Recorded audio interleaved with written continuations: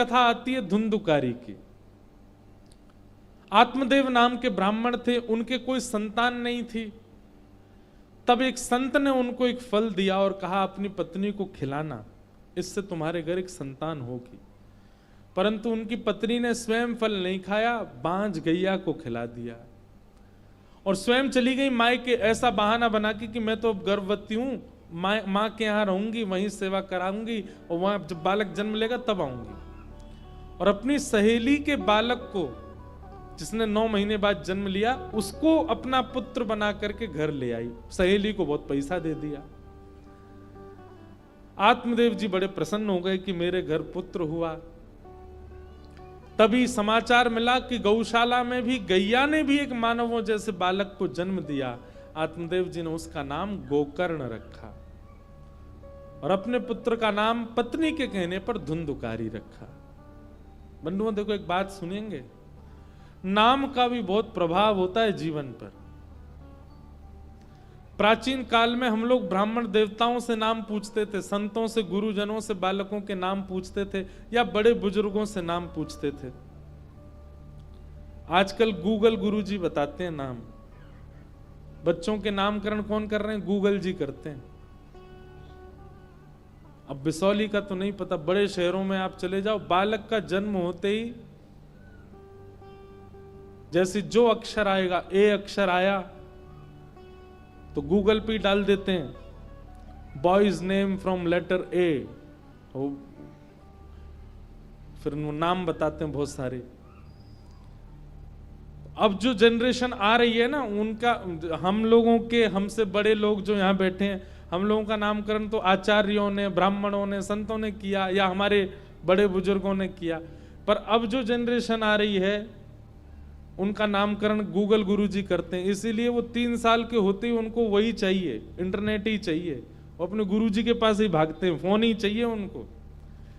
माँ कितना भी बैठाए, पिताजी कितना भी घुमाए, उससे उस बालक को चैन ही नहीं है। लेकिन फोन खोल के धर दो सामने, खुश हो जाता है, उसको लगा ओहो यही तो मेरे गुरुजी हैं, इन्होंने तो मेरा नामकरण किया था।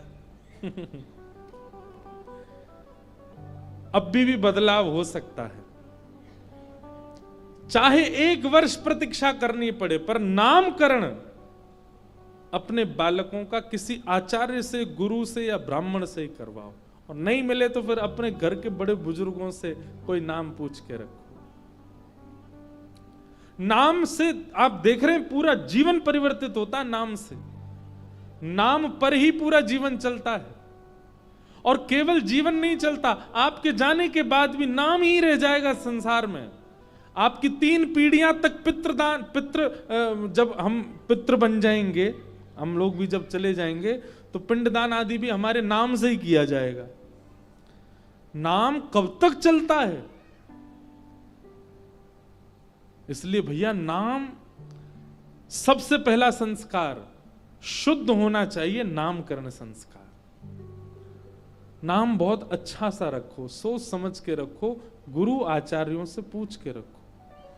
हमको लोग मिलने आते हैं, बच्चों को लेके आते हैं, हम पूछते नाम क्या, ऐसा नाम बताते तो हमें भी ये कहां से रखा, गूगल पे मिला था, वहीं से समझ आ जाता है ये बालक फोन बहुत चलाएगा, क्योंकि इसके। लेकिन जिसका नामकरण आचार्य करते हैं, जिसका नामकरण गुरुजन करते हैं, वो फिर भविष्य में चल करके गुरुजन, माता पिता और सब श्रेष्ठ जनों का सेवक भी बनता है।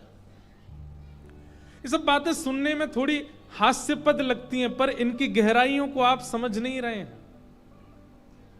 ये समझने वाली बात है, ये परिवर्तन करने वाली बात है, आपको करना चाहिए। जो भी ऐसा परिवार यहां कोई बैठा हो जहां अभी संतान आने वाली है, जहां आ चुकी है, वो तो कुछ नहीं कर सकते। अब सोचो कि अब नाम बदलवा दें, अब तो जो हो गया सो हो गया। लेकिन जिनके यहां अब आने वाले हैं, वो प्रयास करना कि कोई गुरु आचार्य ही नाम रखे। उसका प्रभाव आपको देखने को मिलेगा उस बालक में। हमारा नाम, मुझे अपने नाम के बहुत कम लोग मिलते हैं दुनिया में। इंद्रेश नाम के लोग मुझे बहुत ही कम मिले, 1 या 2 ही मिले होंगे आज तक। 27-28 वर्ष की आयु में 2-3 लोगों से मिला हूं जो इंद्रेश नाम के। हमारे पिताजी ने, हमारे गुरु महाराज परम पूजनीय प्रातः वंद श्रीमद् भागवत के सचल विग्रह श्री रामानुजाचार्य गुरु जी ने नाम रखा। कई लोग सोचते हैं इंद्रेश का मतलब होता है इंद्र देवता, नहीं। ये एश जिनके भी नामों में आता है, जैसे गोपेश, रमेश, महेश, तो एश का मतलब सीधा लगा लीजिए, इसका संधि विच्छेद करके आगे वाले अर्थ के जो ईश हैं वो है नाम। तो इंद्र के जो ईश यानी कि श्री कृष्ण, जब उन्होंने गिरिराज जी उठाए तो इंद्र का मान मर्दन किया, इसलिए नाम पड़ा इंद्रेश। अब देखो कितना अच्छा अर्थ है। ऐसे ही बच्चों का नाम अर्थ से, और उनको बच्चों को बताओ, आचार्य से ही बुलवाओ, इनके नाम का अर्थ इनको पता। फिर देखिएगा जैसा उसका नाम है ना वो वैसा ही बनता चला जाएगा। अब नाम ही रखा बालक का मोंटी, तो मोंटी ही बनेगा वो वैसा ही बनेगा। नामकरण का प्रभाव होता है। ये कथा हम धुंधुकारी के प्रसंग में कह रहे हैं। उसका नाम धुंधुकारी, धुम धुम करोति धुंधुकारी, ऐसा ही हुआ। धुंधुकारी धीरे धीरे दोनों जैसे बड़े हुए। गोकर्ण पंडित ज्ञानी बना, धुंधुकारी महान दुष्ट बना। माता पिता पर ज्यादा प्रहार, हाथ आदि उठाने लगा। मां ने एक दिन अपने प्राण त्याग दिए। पिताजी घर छोड़ करके वन में चले गए। ऐसा पुत्र जिसके घर में आने से घर ही नरक बन गया। बंधु एक बात ध्यान से सुनिएगा हमारी, पुत्र घर में जन्म ले इस बात की होड़ मत कीजिए। पात्र जन्म ले, तो जन्म चाहे पुत्र ले चाहे पुत्री ले, पात्र बनाना माता पिता के हाथ में। विवाह करना और उसके बाद गृहस्थी आगे बढ़ाना, यह बहुत बड़ा दायित्व होता है। आजकल लोग इसको मजाक में ले जाते हैं। हमारी प्रार्थना, पुत्र पढ़ा लिखा बने, पुत्र भविष्य में चल करके लाखों करोड़ों रुपया कमावे, ये सब माता पिताओं की इच्छा होती है। पर अब परिवर्तन कीजिए। रुपए कमाना कोई बहुत बड़ी बात नहीं हो गई। अब संसार में कोई भी कमा लेता है। हम बहुत बड़ी बात नहीं कह रहे हैं, पर बहुत मेहनत करके पढ़ लिख करके एक डिग्री प्राप्त करने वाला व्यक्ति जितने रुपए कमाता है उससे कई गुना ज्यादा बिना पढ़े लिखे भी कमा रहे हैं आजकल। इसका मतलब हम बढ़ावा नहीं दे रहे हैं उस चीज को, पर हम एक बात कह रहे हैं कि धन कमाना बहुत सरल हो गया है। अब माता पिता के चित्त में यह इच्छा नहीं होनी चाहिए कि हमारा बालक धन कमाने वाला बने। माता पिता के चित्त में यह इच्छा होनी चाहिए चाहे जैसा भी हो अच्छा इंसान बने। इसका स्वभाव, इसका व्यवहार, इसकी बुद्धि, इसका चिंतन वो समाज को कुछ दे। भले ही बहुत ज्यादा ना कमा पाए, वो जरूरत नहीं हमको। बहुत ज्यादा कमाने वाला पुत्र पता है पुलिस ऋषि के खानदान में हुआ था। कौन? रावण।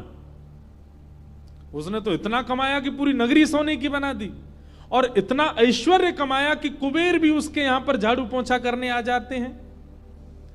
देवता भी थर थर कांपते थे रावण के मारे। क्या ऐश्वर्य की कमी, क्या नाम की कमी, क्या यश की कमी, क्या धन की कमी थी रावण के पास।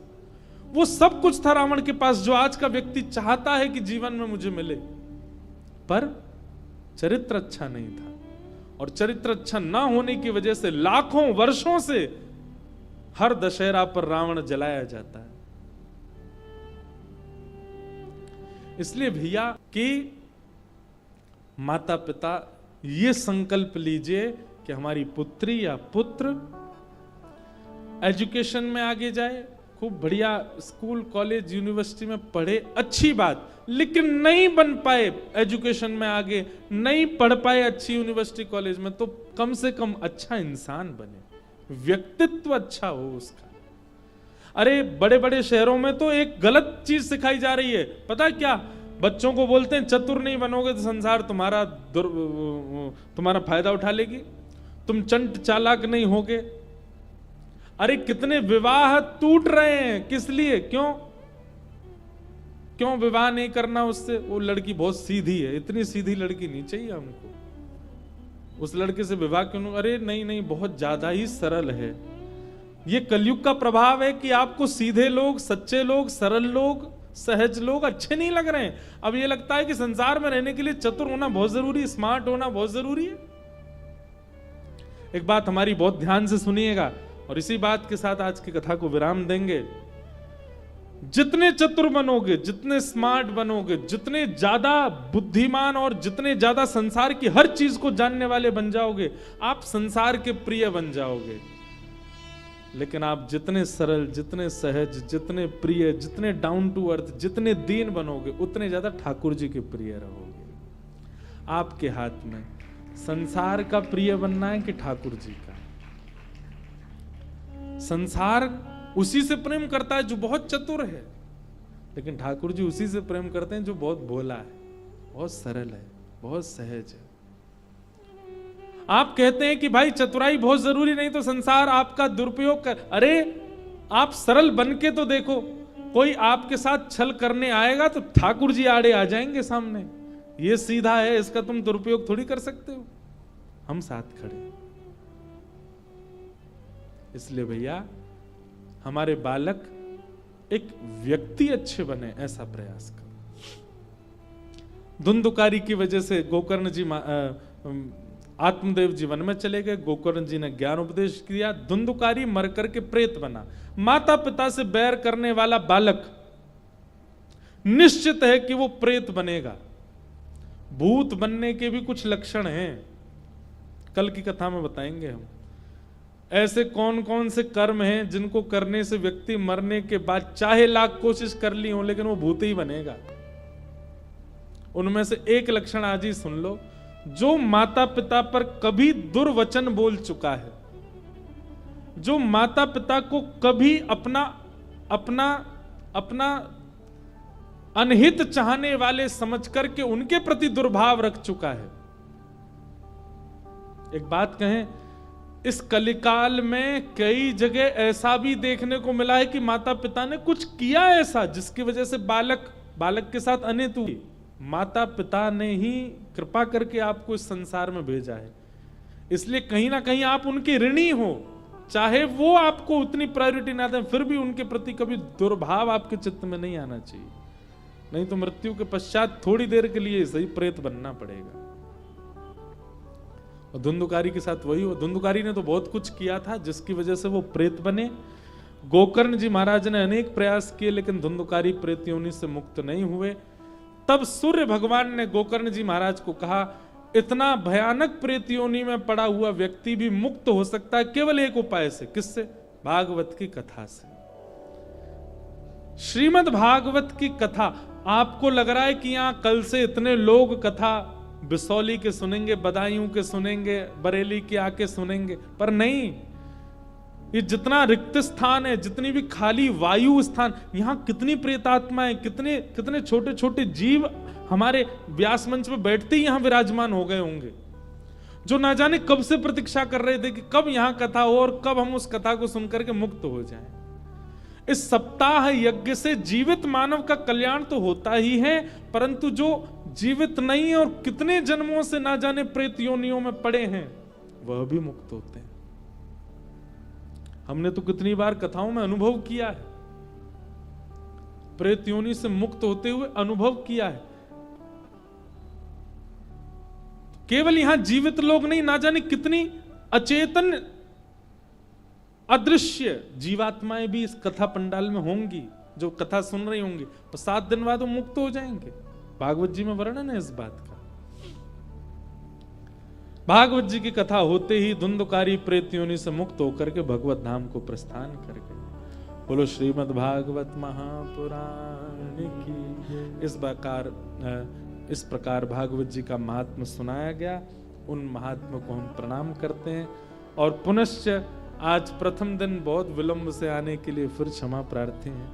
कल से